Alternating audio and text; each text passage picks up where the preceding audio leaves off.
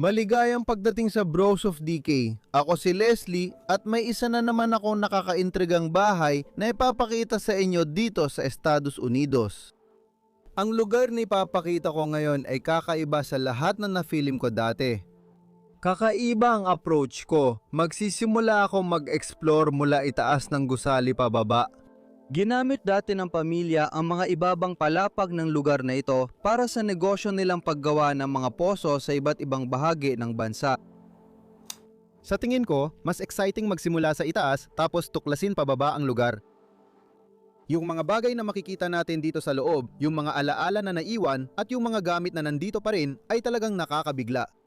Bago ko pa nalaman ang lugar na ito, hindi ko naisip na makakakita ng ganito sa Estados Unidos. Huwag na tayong mag-aksaya ng oras. Simulan na ang pag-explore. Sana mag-enjoy kayo sa video na ito. Sa hilaga ng Estados Unidos, nadiskubre namin ang isang nakalimutang Victorian mansion na may kakaibang kwento. Mahigit 20 taon nang iniwan, ito ay isang time capsule na naghihintay matuklasan.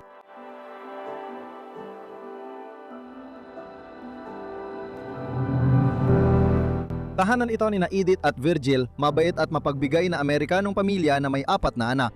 Gumawa sila ng mga balon sa kanilang lugar para sa negosyo at sa iba't ibang panig ng mundo para sa kawanggawa.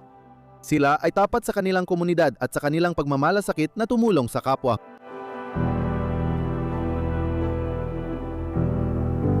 Umunlad ang negosyo ng balon sa loob ng maraming taon, ngunit may bagong kumpanyang mas mayaman na dumating sa bayan. Nagbaba ng presyo ang bagong kumpanya at hindi nakasabay ang negosyo ni na Edith at Virgil. Napilitan silang isara ang kanilang negosyo at tanggalin sa trabaho ang kanilang mga empleyado.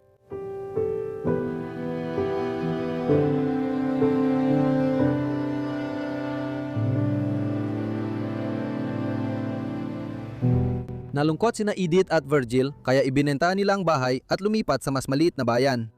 Umaasang makapagsisimula ng panibagong buhay, ngunit hindi na sila naging katulad ng dati.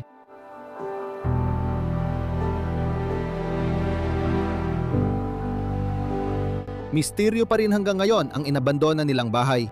Ngunit ang mga taga roon ay patuloy pa rin nakukuwento tungkol kina Edith at Virgil ng may pagmamahal. Nagtataka pa rin sila kung ano sana ang nangyari kung hindi dumating ang bagong kumpanya.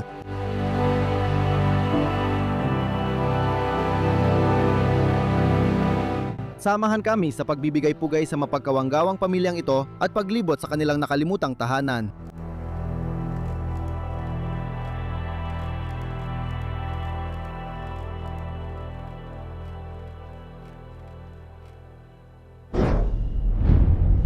Sobrang lamig dito ngayon sa Estados Unidos, mga minus 10 Celsius o 20 Fahrenheit. Namamanhid na ang mga daliri ng paa at kamay ko, pero patuloy pa rin akong nag-e-explore dahil mahal ko ito at nais kong ibahagi sa inyo ang magagandang content. Pero sana, paki-subscribe na rin kayo dyan sa ibaba bilang suporta sa effort ko at i-like niyo na rin ang video. At huwag na nating sayangin ng oras, tumuloy na tayo agad dito sa kwarto na kinatatayuan natin ngayon. At itong kwarto dito ay malamang ay dating tinulugan ng mga bata na nakatira rito. Makikita ninyo ang maliit na kama sa kwartong ito na maayos pa rin kahit ilang taon nang lumipas. Sa tingin ko, mahigit 2 dekada nang inabandona ang lugar na ito dahil ang huling petsang nakita ko rito ay mula pa noong 1998. Wala akong nakita mas bago doon. Siyempre, sabay nating susuriin ang lugar na ito kung may makikita pa tayong iba. Ang ganda ng kama na meron tayo dito sa harap natin, kasama pa itong kurtina sa ibaba. Tinitingnan ko kung may laman sa ilalim nito. Mukhang wala namang kahit ano doon. Wow! At dito, sa harap mismo ng kama, meron kang parang istasyon ng radyo na may radyo sa taas. Tapos meron tayong device na wala talaga akong ideya kung para saan, pero malamang may kinalaman din sa radyo. Mga ganong bagay, meron tayo nito. May horn dito para may padala ang audio. Nandito pa rin ang klasikong teleponyo. Malamang may ilan sa mga manonood ko na nakagamit pa ng ganito noon. Ito yung nakatayo dito. At meron din tayong mga interesanteng artikulo dito sa itaas. Ito ay mula noong Linggo, 5 ng Pebrero, 1928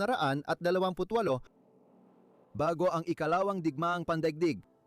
Tungkol ito sa pag-oorganisa ng mga opisyal. At kahit na yon, may ilang mga larawan pa rin ng mga tao ay nananatili pa rin. Dito pa rin sa mesa na ito, May sombrero ng marinong nakapatong dito. King Foam Cab Deluxe, New York. Maganda sa paningin. Mayroon pa ring ilang maleta sa ibaba, marahil para dalhin ang mga gamit ng radyo.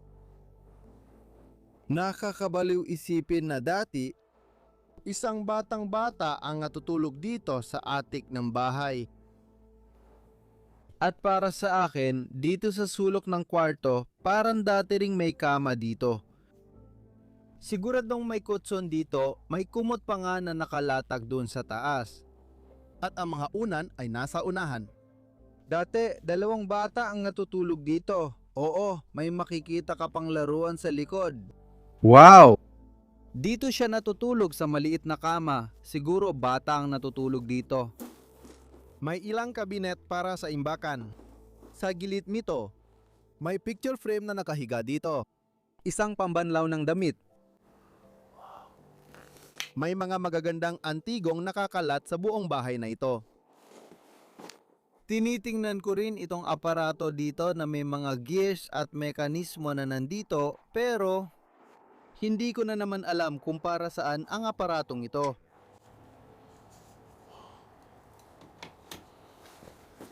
Sige! Gusto ko rin ang estilo ng kwartong ito at ang mga gawang kahoy sa paligid. Makikita mo ang mga pinto dito para isara ito patungo sa kabilang bahagi ng attic. At dito tayo papasok sa isang uri ng imbakan. Sa itaas ng bahay na ito na may mas marami pang kagamitan sa radyo na nakalagay dito. Sa ibabaw ng upuang ito, Switch ng wavelength. at pati na rin lahat ng mukha ng orasan dito sa ibaba. Medyo interesante itong makita. Siguradong luma na ang mga gamit.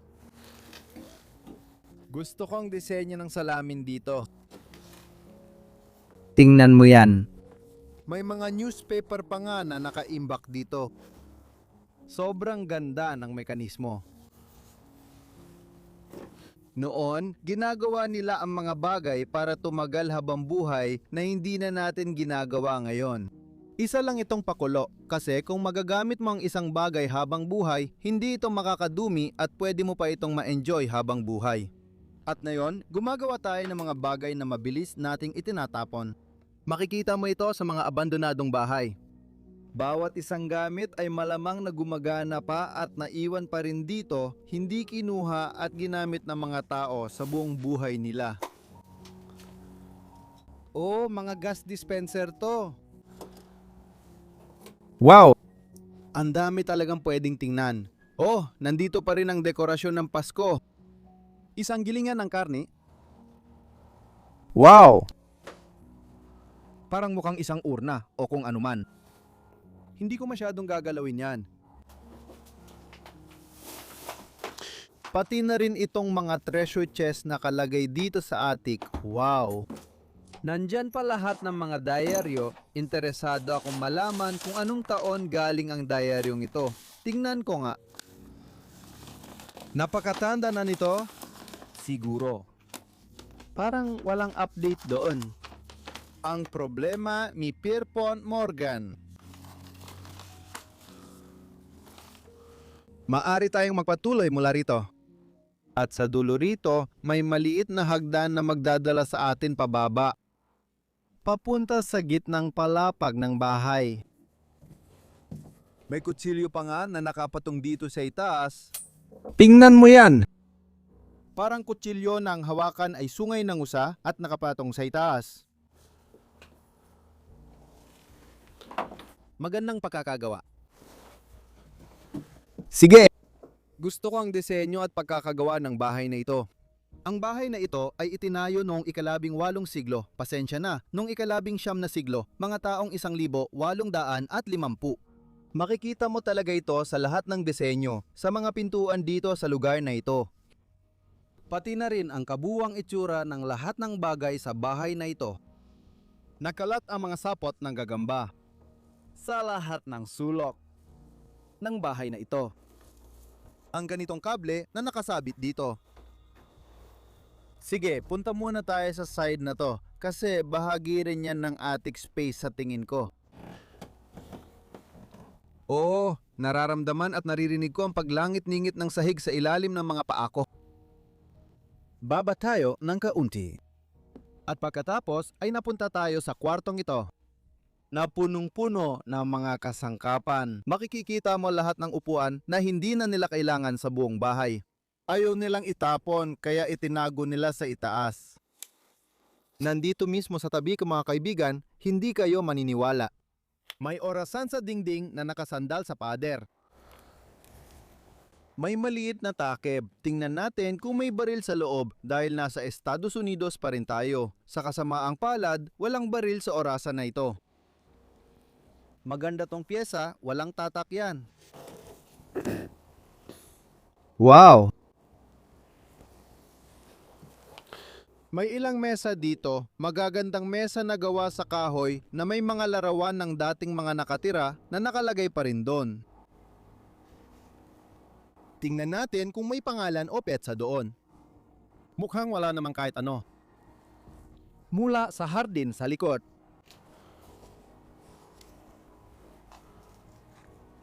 May maliit na planner pa rin dito at ang petsa ay 1937. Wow!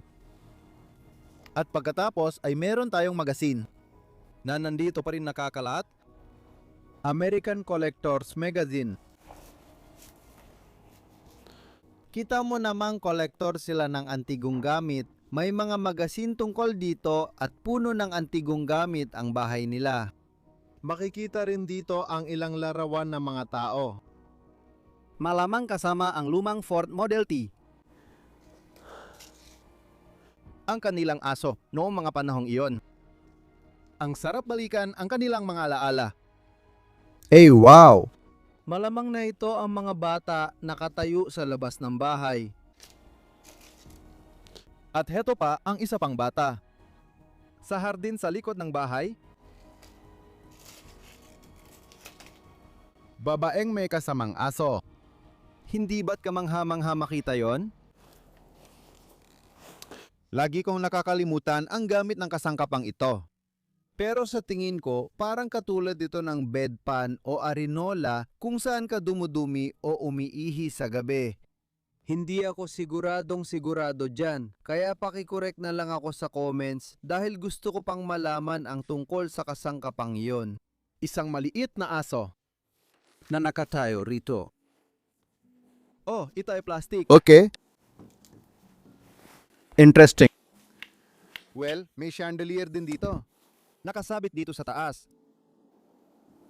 Kamangha-mangha rin ito. May ilang upholstered upuan sa kwartong ito. At may parang isang lugar para sa upuan na nakaayos dito. Kaya sa tingin ko, maaring umaakyat dito ang pamilya, siguro para mag-enjoy sa kanilang mga kasangkapan. Sa attic na ito, hindi ako sigurado, nagdadadalda lang ako dito, pero inayos ito sa isang partikular na paraan, parang isang tambayan. Gusto ko talaga ang upholstered na bangko sa harap natin. Magandang pula. Upholstered na bangko, maganda ang pagkakadisenyo. Nasisira na ito dito sa kanto sa kasama ang palad. Wow, ganda talaga ng gamit na ito. Kasama rin ang mga ukit sa itaas. Ang mangkok na sopas dito. At isang magandang painting. Ang nakasulat na pangalan ay Walt. At dito, mayroon tayong katulad na orasan, gayang nakita sa etik. Ang galing guys! Ang galing! Ito ay isang tunay na time capsule guys ni na Edith at Virgil. At sobrang excited ako na makalakad dito sa Estados Unidos at tuklasin ang lugar na ito. Tingnan mo ang pagkabulok na nangyayari dito sa loob. Bumagsak na ang buong pader sa pagdaan ng panahon. At dito sa kanan, sa tingin ko papasok na tayo. Oo, sa banyo. Makikita mo ang bathtub mula doon. Tingnan mo ito, parang sumabog ang buong pader. Hindi ko alam paano nangyari yon noon. Gusto ko talaga ang arko na disenyo nila dito sa itaas. Magara itong bathtub na ito. At sa di ko maintindihang dahilan, may upholstered na upuan din sa gitna ng kwarto. May sobrang dumiring inidoro doon at dati ring may lababo na nakasabit sa pader pero wala na ngayon. Unti-unti nang nababakbak ang pintura sa pader. Pati na rin ang mga pintuan. At pagkatapos, makakadaan na tayo. Kawili-wili. Ito ang pasilyo na magdadala sa atin pababa mamaya sa video. Sa pasilyo, may nakatayong drawer. Talagang kamangha-mangha dahil makikita mong marami pang gamit ng mga tao ang nandyan pa rin. Mga Christmas card gaya ng nakikita mo, iyan ay totoong alaala ng pagmamahalan. Ano ang meron tayo dito? May sulat pa rin dito sa loob. Maaring galing ito sa kumpanya, radiogram, okay kasi nakita natin lahat ng radio equipment sa itaas. Maaring may kinalaman ito doon. Madrid. Cyclodrill, New York. Sa View Telegram mula kay Gil. Kawili-wili, marami pang bagay dito. At dito rin. Mayroon tayong sulat na ito. At ito naman ay nakalaan para sa mga may-ari ng lugar. Mga kong Edith at Virgil. Mukhang ito ang pinakamalalim na damdamin, ang pinakamahirap ipahayag, ngunit mauunawaan ninyo ang mga bagay na hindi kayang sabihin ng inyong mga salita. Ang aming mga isip at puso ay sumasain nyo bilang pakikiramay sa araw na ito. At galing ito sa tiyahin nila. At ng kanilang tiyuhin, Ralph. Kawili-wili. Kaya malamang may nawala sa kanila at pinadalhan nila ng card ng pakikiramay. Ang daming alaala at mga larawan Na naiwan pa rin sa lugar na ito. nakakalungkot makita kung bakit paulit-ulit itong nangyayari. Narito ang ilang larawan ng mga kasangkapan na malamang ay interesado akong bilhin. Wow! Ang daming alaala pati sa sahig. Lahat ay nakakalat dito sa sahig. Meron tayong sulat kamay na liham. Naiwan pa rin dito. Sabi dito, mahal kong malamang para kay Edith ito. Tapos may buong sulat talaga. Tingnan ko yung petsa. Ito ay isinulat noong ika-20 ng Enero, 1946. Grabe, 1 taon lang matapos ang ikalawang digmaang pandigdig, ganoon nakatagal ang lugar na ito. Sa palagay ko, ang itaas ng bahay, parang naisip ko na baka ginamit nila yung ibaba bilang opisina ng kumpanya. Pero mukhang mas matagal nang inabandona ang itaas dahil dito sa taas wala akong nakita ng mga kamakailang petsa. Kaya oo, baka matagal na talagang inabandona ito, mga 50, 60 o baka 70 taon na. Tulad ng makikita sa lahat ng petsa na nandito sa sahig at lahat ng mga alaala na naiwan. Tara, pumasok tayo sa susunod na kwarto. Sa kabilang kwarto, tingnan natin ito. Maraming mga bagay na nakasalansan dito sa kaliwa.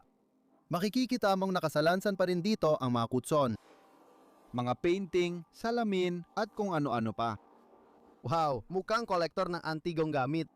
Nagpapahiwatig din ito na posibleng hindi na ginagamit ang lugar na ito. Maaring hindi na nagamit ang itaas na palapag na ito Ng matagal na panahon. Natutuklap na ang pintura sa kisame. Litaw na ang mga biga sa itaas. Ganon kabilis ang nangyayari. Ganon kabilis masisira ang bahay mo pagkatapos mong iwan ang mundo. May maganda tayong kabinet dito sa likod. Wow, ang ganda pa rin ng lagay nito.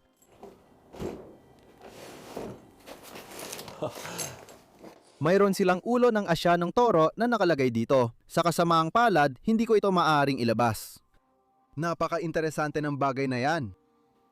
At pagkatapos, mayroon tayong salamin na nakapatong dito sa itaas. At mayroon pa ring ilang mga damit na naiwan.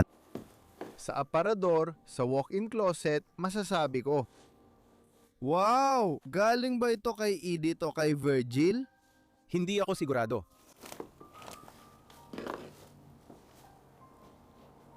Pagkatapos, tingnan nyo ang setup na ito. Mayroon tayong dalawang magagandang upuang upholstered sa magkabilang gilid ng orasan dito sa gitna. Hindi ba't ang ganda-ganda niyang tingnan? Isang side table na pwede kang magkape sa gabi. At pagkatapos, itong napakagandang orasan dito sa gitna.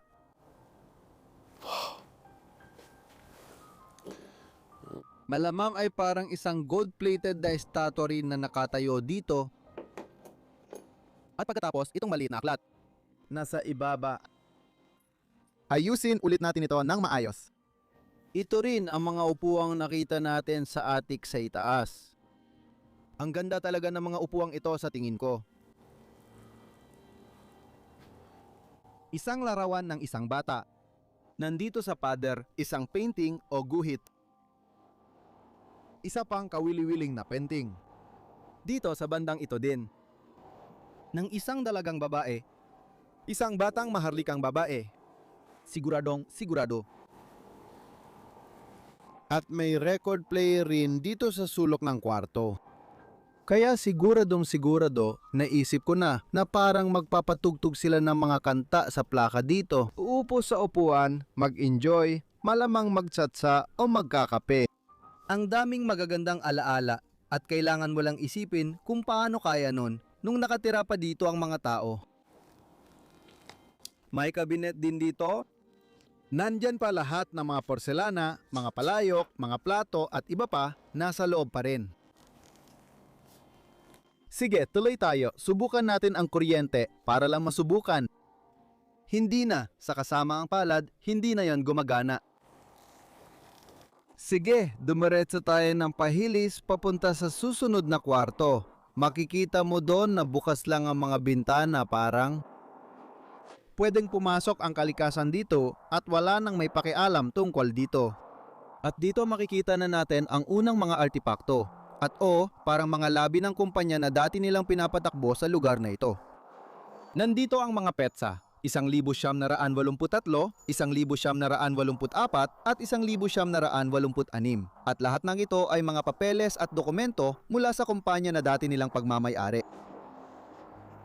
Medyo walang laman ang kwartong ito. Sa tingin ko dati ay naging silid tulugan din ito. Pero kalaunan ay ginawa na lang itong parang storage area.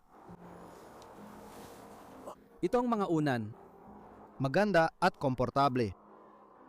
At muli, ang wallpaper ay natatanggal sa kisame. At ang lugar na ito ay nasisira na.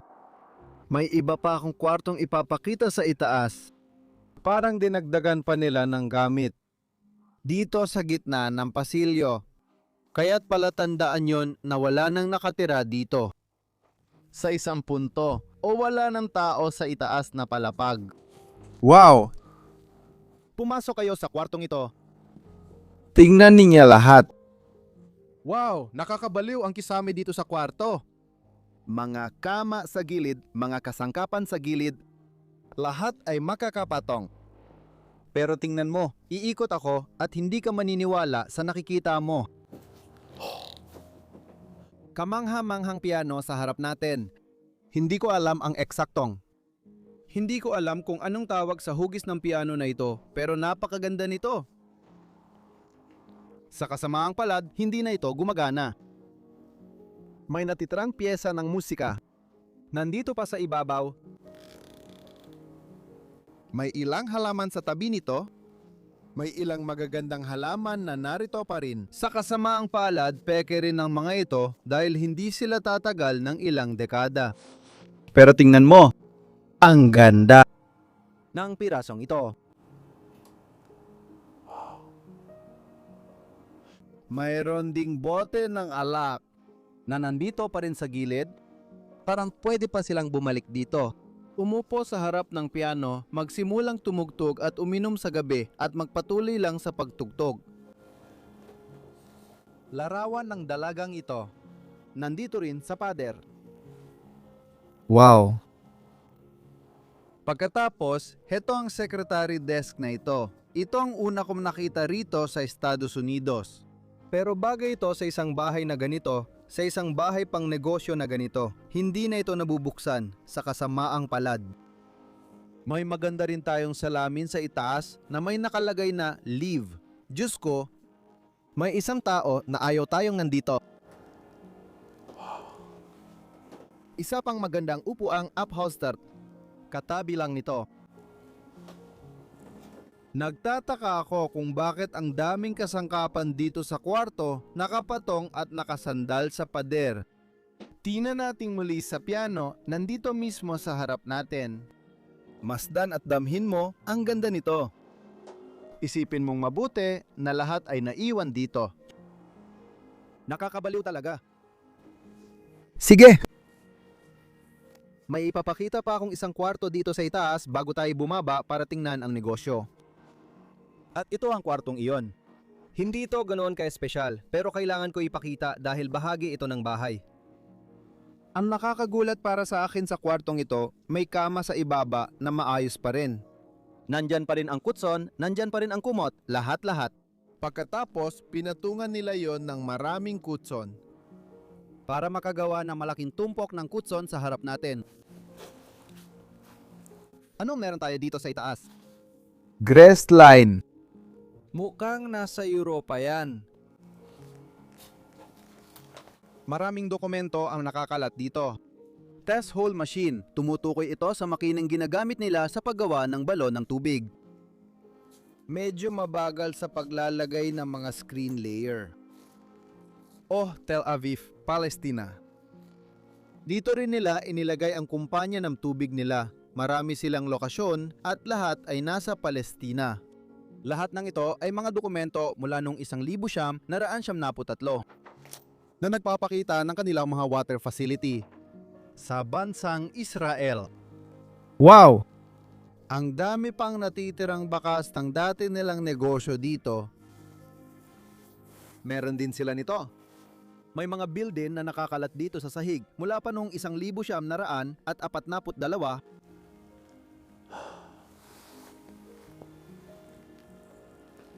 Wow!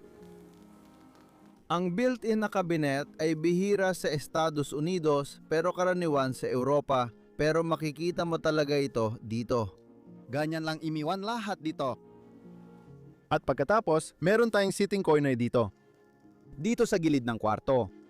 Gamit ulit ang parehong estilo ng upholstered bench dito rin. Magandang upholstered bench na may frame sa ibabaw nito ng mga halamang ito dito sa pader. At pati na rin ang mga radiator. Espesyal din ang disenyo rito, gaya ng radiator na parang nasa French manor. Pero hindi, dito natin sila natatagpuan sa Estados Unidos sa loob ng bahay na ito.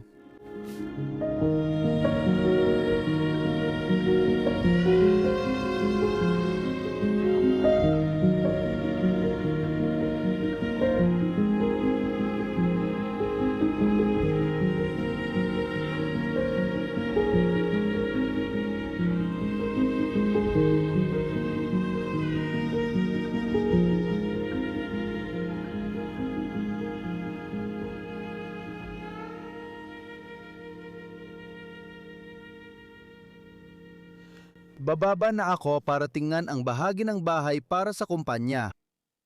Tara, bumaba tayo sa hagdang ito. Interesado rin ako sa carpet na laging meron sa sahig ng mga bahay sa Amerika. Hindi natin ginagawa iyan sa European Union at makikita mo rin na iba-iba ang mga bahay at tirahan sa iba't ibang panig ng mundo. Iyan ang dahilan kung bakit gustong-gusto ko ang hobby na ito. Nakikita ko kung paano nagdedekorasyon ng bahay at namumuhay ang ibang tao sa ibang bansa at nakakatuwa yon para sa akin. Sige, papasok na tayo sa unang bahagi ng lugar ng negosyo. Ang parang pasukan o entrance hall. Naroon ang pinto sa basement. Tatalakayin ko yan mamaya siguro sa dulo ng video. Pero tara muna tayo. papunta sa lugar ng opisina. Ng bahay na ito, tingnan mo ito, hindi ba ito kakaiba? Iyan ay isang kumpletong lugar ng opisina dito sa ibaba at sa itaas naman ay ang mga tirahan. Ngayon nang ako nakakita ng ganito. Ito ang mesa ng malaking boss. Siguro pati ang ama ng bahay ay maaaring dito umuupo. May naiwan pang larawan sa itaas. Tingnan mo ang makinang pangkwenta, Corona, na kinatatakutan natin ngayon. Gawa sa USA. Gumagana pa rin ito mga kaibigan. Wala akong alam sa ganitong makina. May tunog pa nga ng kampana. Wow! Kamangha-mangha talaga ang mga makinang mekanikal. Gusto ko rin itong paraan ng paghahanap mo ng mga kontak mo. Itong paikot na pattern. Pati, nandito pa rin ang ventilador at lahat ng dokumento ng kumpanya ay nakakalat pa rin sa mesa. Grabe! Makikita mo ang dokumentong ito na nakakalat dito. Mula ika-6 ng Enero, 1946. Sa tingin ko, matagal lang sarado ang negosyong ito. Dito, makikita natin lahat. Mga dokumento mula sa kumpanya ng tubig, water tower na pagmamay-ari nila at base sa mga dokumentong nakakalat dito, malamang ay malaki ang kumpanya nila at mayaman din sila. Kailangan kong sabihin na maganda talaga ang bahay na ito, pero inaasahan ko sana na mas malaki pa ang bahay para sa ganitong mayayamang tao. Maraming dokumento ang nakaimbak sa mga built-in na kabinet sa likod natin. Madaling makuha at abot kamay para sa taong nagtatrabaho sa desk na ito. May mas maraming arkibo sa kanan. Tingnan natin kung may sulat dyan. R.L. Lumen Associates. Galing ito sa iba't ibang kumpanya na nakatrabaho nila, mga specification at expense timesheet. Wala nang laman dyan. Sa kasamaang palad, baka dito, nakakandado. May mga sikreto dyan na ayaw malaman ng mundo. Isang fireplace. Kaya makikita mo talaga na nung isang panahon, itong ibaba, mga sahig at baka pati itong kwarto ay naging living area noon. May fireplace dun sa ibaba, may ilang upuan pa na naiwan, pero lahat ito ay ginawang opisina sa kalaunan. Nakikita mo pa ba ang bakas ng sunog? Sa loob ng napakagandang fireplace na ito. At andiyan pa rin ang fire screen sa harap nito. Gusto ko yung mga upholstered na upuan sa itaas. Pati na rin. At ang bellows sa ibabaw ng fireplace. Napakakakaibang tanawin na napapalibutan ng mga desk dito na pumupuno sa espasyong ito ang painting dun sa ibaba. Pagkatapos, nandito ang arko na may isang haligi. Iyan ang magdadala sa atin sa susunod na kwarto. Ang kasunod na bahagi ng opisina na ito. Wow! May computer pa rin dito. Sa kanto lang. Nakasulat sa emblem ang Spring Lake 5. Sige! Pero may ilang dokumento at gamit na nakakalat pa rin doon. At ilang larawan mula sa operasyon ng kumpanya.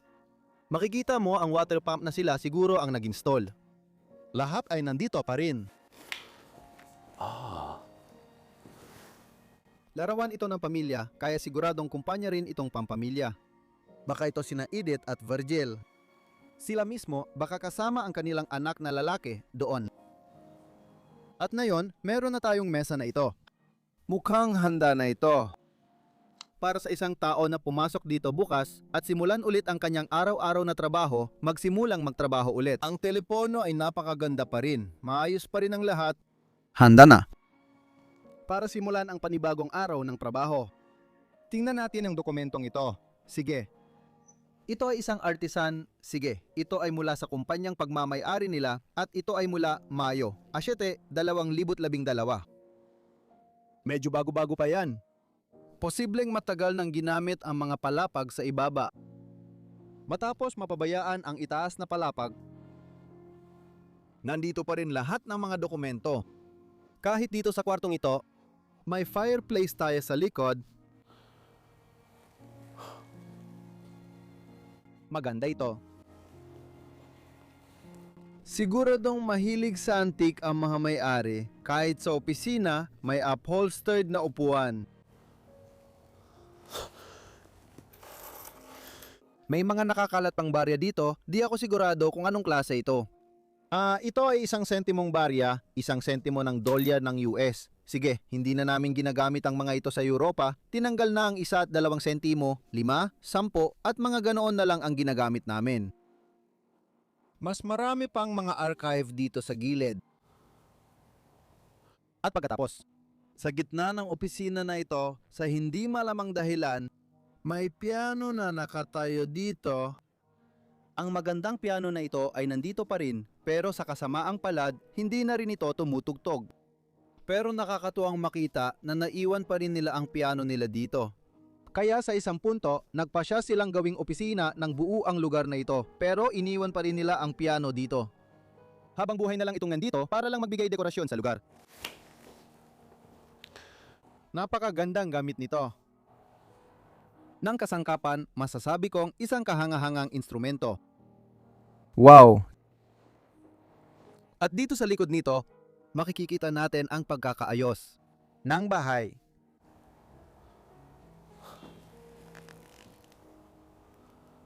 Nandyan pa rin ang mga piyesa ng musika. Nakakainis kasi hindi na talaga tumutugtog. Tumutugtog pa naman ng kaunti. Sobrang sintonado na ito.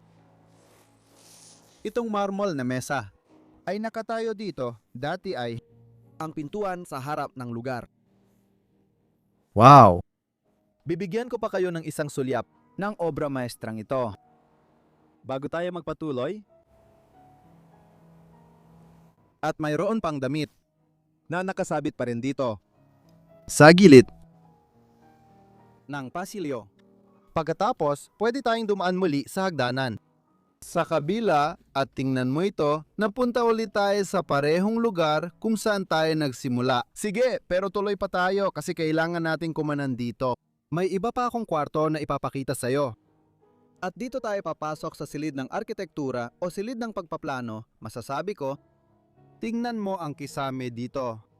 Yung paraan ng pagbibitak ng pintura sa kwartong ito, hindi ko pa talaga nakita dati. Parang pixels pa nga sa kisame. Wow! Ang astig nun! at ito ang silid ng pagpaplano kung saan nila pinagpaplanuhan ang mga bagong negosyo, kung saan magsasagawa ng bagong negosyo, kung saan maghuhukay ng mga bagong poso, at kung saan magpapalawak. Lahat din.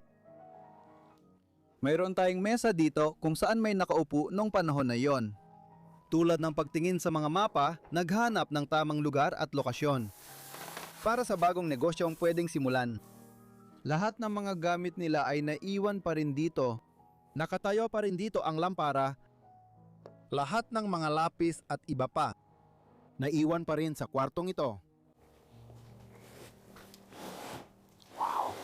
Aliw na aliw ako sa mga ganitong bagay. At dito rin meron tayong mesa na ito.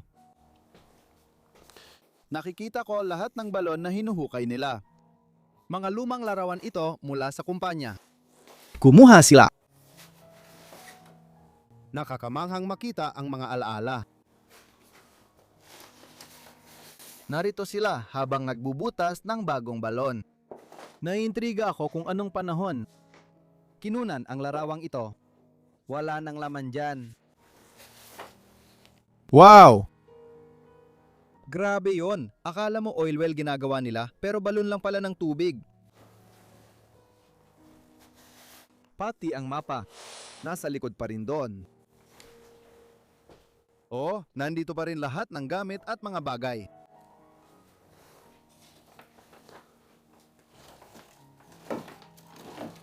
May painting dito sa ilalim.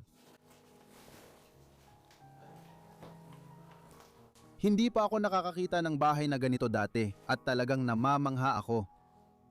Tingnan mo, ang dami pang archive na naiwan dito. Ang performance ng pump, malamang lahat ng ito ay impormasyon na kailangan nila. Ang mga lumang pump at sa loob ng panaklong sa likod nito, nakasulat na USA lang. Kaya malamang na kumalat ang kumpanya nila sa buong mundo katulad ng nakita natin sa Israel at malamang pati na rin sa iba pang mga lugar. and more.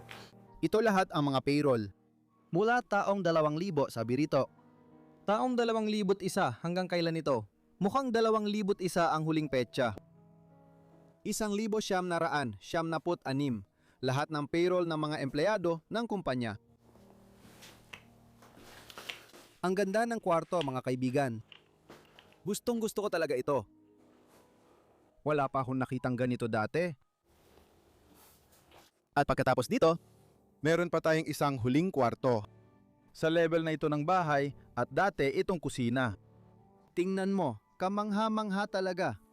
Tingnan natin kung may natira pa. Oo, meron pa. Pampalasa, pagkain, asukal at iba pa. Ang microwave dito sa ibaba, may bote ring. Naiwan pa rin dito. At dito naman ang lutuan kasama ang kalan at ang ref sa tabi nito. Hindi ba't kamangha-mangha yun? Noong una, ito ay dating tahanan ng pamilya at sa kabilang banda, ito ay dating isang negosyo. Wow! Tara, tuloy pa tayo. Tingnan mo to. May TV screen din dito na parang gamit sa surveillance pero di ako sigurado. Tape recorder. Dito mo ito binubuksan o pinapatay para mag-record. Oo, parang para sa seguridad at surveillance. Monitor. Wala nang laman dito. Gusto ko lang tingnan ang loob ng interesanteng predeader na ito. Tatak na servel. Tingnan natin kung may laman pa. Hindi, gamit lang ang nakalagay dito. Maaring bihira na nilang gamitin ang kusinang ito. Sige. May isa pang lugar na pupuntahan natin, ang basement. Pero curious talaga ako sa device na nakikita natin dito na nakatayo o nakasabit sa hallway. At sa tingin ko, dati itong isang lumang pantasan ng lapis. Oh, parang binabasag ko na ba ito ngayon? Nakalagay dito ang Boston KS. Maluwag na talaga ito. Huwag mo nang alalahanin yon. Pero meron kang pantasan ng lapis dito sa hallway. Bakit kaya may pantasan ng lapis sa hallway ng lugar na ito? Walang lohika pero para pa rin ito sa iba't ibang laki gaya na nakikita mo. Wow, oh, at may mga pinagtasahan pa rin sa loob niyan. Kahanga-hanga. Pumunta muna tayo ngayon sa basement.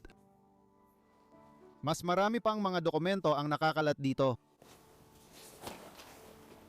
Pasukin natin yan, tingnan natin. Magandang basement, gayang nakikita mo? Ang pagkakagawa ng bato sa pader. Oh, ginamit nila ito bilang archive tulad ng nakikita mo. Lahat ng lumang dokumento ng kumpanya ay dito nakaimbak. Silipin muna natin sa kanan. Pumasok ka sa bahaging ito ng basement. Dati itong imbakan ng pagkain. Wow! Nandito pa rin ang mga garapom salamin. Nasa labas ang hagdanan na kaya nilang. Kapag may kailangan dalhin sa basement, tulad ng mga dokumento para sa archive, dinadaan nila lahat sa hagdanan. Sige! Pagkatapos, papasok na tayo sa main na bahagi ng basement, ang archive na naglalaman ng lahat ng dokumento ng kanilang kumpanya ng tubig ay naiwan pa rin. Tulad ng nakikita mo, bawat bill na ibinigay nila sa isang customer ay nandito pa rin.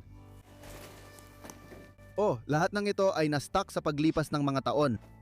Hindi na ito nabubuksan. Hindi ba't sobrang nakaka-interest ito? Saan ka man tumingin sa basement, may nakaimbak na dokumento. Mula sa panahong iyon, dandan at libu-libo ang mga dokumento. Lahat dito sa paligid. Ngayon sa huli, mas marami pa tayo ng mga dokumentong iyon. Talagang nakakabaliw ito.